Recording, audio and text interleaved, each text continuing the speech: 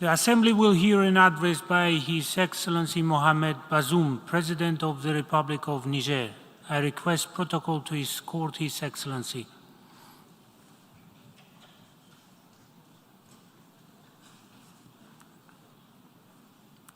On behalf of the General Assembly, I have the honor to welcome His Excellency Mohamed Bazoum, President of the Republic of the Niger, and to invite him to address the Assembly. Monsieur le Président, Excellences, Mesdames et Messieurs les chefs d'État et de gouvernement, Mesdames et Messieurs les chefs de délégation, Mesdames et Messieurs les représentants des organisations internationales, Mesdames et Messieurs. Monsieur le Président, de prime abord, permettez-moi de vous adresser mes chaleureuses félicitations auxquelles je joins mes vœux de succès pour votre brillante élection à la présidence de la 77e session ordinaire de l'Assemblée générale de l'Organisation des Nations unies. Je voudrais saluer le leadership et l'engagement du secrétaire général des Nations unies, M. Antonio Guterres, en faveur de la paix et du développement, de l'action climatique, de la maîtrise de la pandémie de la COVID-19, ainsi que ses efforts soutenus dans la recherche des solutions aux différents foyers de tension à travers le monde. Monsieur le Président, alors que nous sommes dans la décennie d'action pour la réalisation des objectifs de développement durable, l'urgence climatique crée des besoins humanitaires en même temps qu'elle exacerbe les défis de développement qui existent déjà. Des preuves alarmantes émanantes du groupe d'experts intergouvernemental sur l'évolution du climat montrent que des points de basculement majeurs et de renversement irréversibles ont peut-être été atteints, voire même dépassés. Du fait du dérèglement climatique, le continent africain est exposé à l'aggravation de l'insécurité alimentaire, au déplacement des populations, aux sécheresses récurrentes et à la pression des ressources en eau.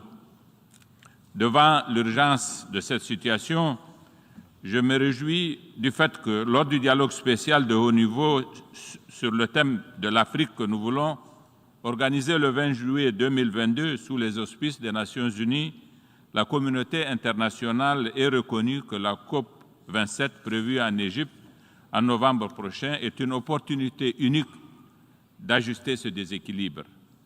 À cet égard, je tiens à exprimer l'attachement du Niger à la proposition des négociateurs africains d'un nouvel objectif de 1 300 milliards de dollars de flux financiers d'ici à 2025 pour mieux faire face aux défis climatiques.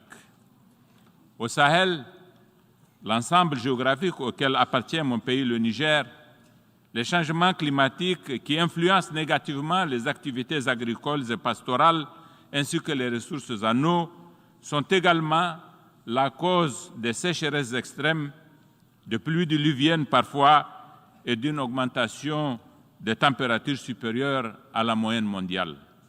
C'est pourquoi le Niger accorde une attention toute particulière à l'initiative africaine de la Grande Muraille verte qui s'inscrit dans le cadre de l'agenda 2063 de l'Union africaine. Monsieur le Président, sur le plan sécuritaire, la situation au Sahel s'est dégradée ces dernières années. Aussi s'est-elle dégradée au Niger de façon considérable du fait d'un environnement sous-régional particulièrement défavorable. Tout était parti, on s'en souvient,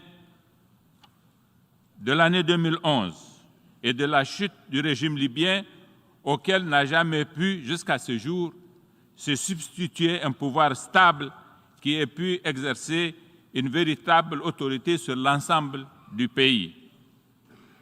Aussi, le vaste territoire du sud de la Libye est-il devenu une plateforme du crime transnational organisé où prospèrent les trafics des armes, de drogue, de carburant et de migrants, entretenant une insécurité structurelle dans l'ensemble des pays du Sahel du voisinage. Le Mali, qui a succombé depuis 2011 à cette violence générée à partir de la Libye, ne s'en est jamais véritablement remis. Il est devenu à son tour un foyer d'incubation d'un terrorisme propre au Sahel, profondément affecté par les effets du changement climatique, remettant en cause la pratique de l'élevage pastoral. Cet écosystème de la violence a eu un effet d'aubaine sur les jeunes bergers de communautés les plus affectées par le dérèglement climatique, chez qui se sont développées de nombreuses vocations terroristes.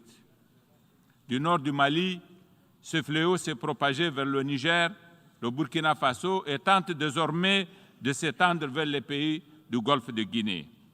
Cette violence comporte un tel potentiel de déstabilisation des institutions étatiques qu'elle a eu raison des régimes démocratiquement élus du Mali et du Burkina Faso, respectivement en 2020 et en 2022. Le Niger, mon pays, en plus de ce foyer terroriste dit des trois frontières, Mali, Niger, Burkina, fait face à un autre foyer terroriste dans le bassin du lac Tchad où opèrent les différents groupes qui se réclament de la nébuleuse Boko Haram. Monsieur le Président, en dépit des pesantes contraintes liées à ce contexte que je viens de décrire, mon pays fait preuve d'une grande résilience basée sur une gouvernance toute de sagesse, promouvant la culture de la tolérance et de la cohésion entre les communautés, ainsi que les règles de la démocratie et de l'état de droit. C'est cette option, résolue en faveur des droits et des libertés, qui a permis l'organisation des élections transparentes qui ont consacré la première alternance à la tête de l'État en vertu de laquelle un président démocratiquement élu a passé le témoin à un autre président démocratiquement élu en 2021. Notre expérience du Niger prouve, s'il en était besoin, que la voie la plus sûre pour conjurer les effets de la violence terroriste, c'est de renforcer le régime démocratique et non autre chose. La guerre contre le terrorisme nous impose en ce moment de consacrer des ressources importantes destinées à l'accroissement des effectifs de nos forces, à l'acquisition d'équipements adéquats et au renforcement des capacités de nos soldats. Permettez-moi de saisir, Monsieur le Président, la présente occasion pour remercier nos différents partenaires engagés à nos côtés dans ce combat contre le terrorisme.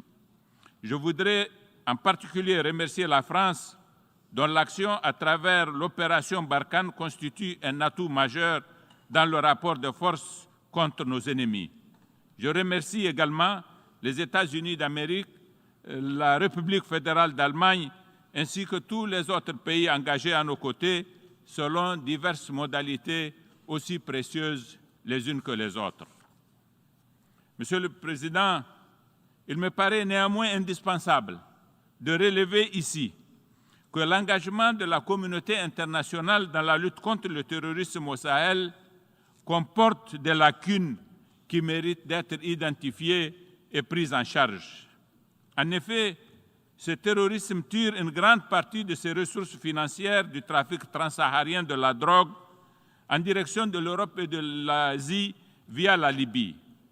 L'essentiel des armes qui inondent le marché de la violence terroriste sahélienne viennent également de Libye.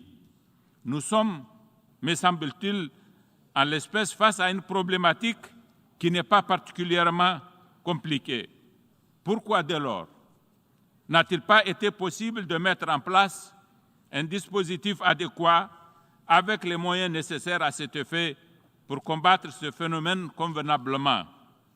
Il est temps, Monsieur le Président, que notre réflexion collective, les grandes puissances présentes dans cette région et la communauté internationale de façon entière, avec nous, les pays de cette région, il est temps qu'ensemble, nous puissions engager une réflexion bien plus pertinente que nous l'avons fait jusqu'à présent, de façon à définir une action qui soit efficace dans la lutte contre le trafic de la drogue et le trafic des armes au Sahel. Monsieur le Président, malgré les défis auxquels nous faisons face, tels que décrits plus haut, le Niger entend rester un État solide et stable, adossé à des institutions démocratiques, résolument engagées dans le combat contre la pauvreté et pour le développement. Notre conviction profonde à cet égard est que le moyen le plus efficace pour combattre la pauvreté consiste dans la promotion du système éducatif. Les défis de développement pour le Niger sont résumés par les statistiques simples suivantes. Un taux de croissance démographique annuel de 3,9%, un indice synthétique de fécondité moyen de 7 enfants par femme, une première maternité pour près de 50% des filles avant l'âge de 15 ans, une population âgée à 50% en moyenne de 15 ans. Ces statistiques en disent long sur l'état du système éducatif dans notre pays. C'est la raison pour laquelle nous nous sommes engagés à agir avec résolution pour améliorer les choses en la matière. Aussi, le programme sur la base duquel nous avons été élus par le peuple du Niger vise-t-il à agir sur le double front de l'amélioration de l'accès et de la qualité de l'offre scolaire. S'agissant de la qualité, nous avons décidé de mettre un accent particulier sur la qualité de la formation des enseignants et une professionnalisation de la fonction de l'enseignant. En ce qui concerne l'amélioration de l'accès, notre politique met l'accent sur la construction d'infrastructures scolaires. L'autre aspect particulièrement important sur lequel je vais insister de notre programme éducatif vise l'équité du genre et réside dans la construction des internats pour les filles dans les collèges ruraux. En effet, du fait de la précarité des conditions de vie des enfants dans les collèges ruraux, loin de leurs parents, ceux-ci ont tendance à empêcher leurs filles de poursuivre leurs études. Ces adolescentes, aussitôt sorties du circuit scolaire, sont données en mariage, ce qui explique certaines des statistiques que j'ai annoncées plus haut. Les internats, en offrant aux filles la quiétude et la sécurité souhaitées par leurs parents, leur offrent en même temps les conditions pour poursuivre leurs études avec la possibilité de durer à l'école et d'y acquérir les compétences scolaires et professionnelles nécessaires.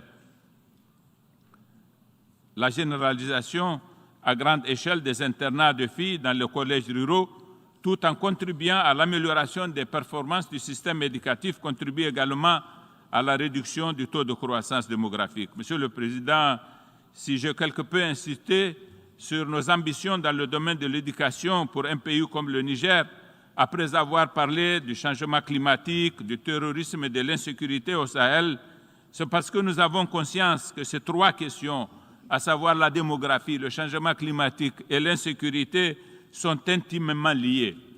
En effet, le terrorisme à l'œuvre au Sahel aujourd'hui a partie lié avec les conditions de vie de certaines communautés dont l'environnement a été passablement perturbé par les changements climatiques. Le Sahel est par ailleurs, ces dernières décennies, un espace qui a connu une poussée démographique particulièrement élevée. Ces deux phénomènes, à savoir la démographie et la dégradation du climat, en se combinant, ont créé, à la faveur du désordre régional consécutif à la chute du régime du colonel Kadhafi en 2011, la situation de chaos que vivent les pays du Sahel aujourd'hui. C'est pourquoi, pour les Nations Unies, pour la communauté internationale, s'émouvoir et disserter sur la violence terroriste ne suffit pas. Il faut agir en investissant les ressources qu'il faut dans l'éducation pour lutter contre la violence d'aujourd'hui et prévenir les violences de demain. Merci beaucoup, Monsieur le Président. On behalf of the Assembly, I wish to thank the President of the Republic of the Niger for the statement just made, and I request protocol to escort His Excellency. The Assembly will hear an address by His Excellency Adama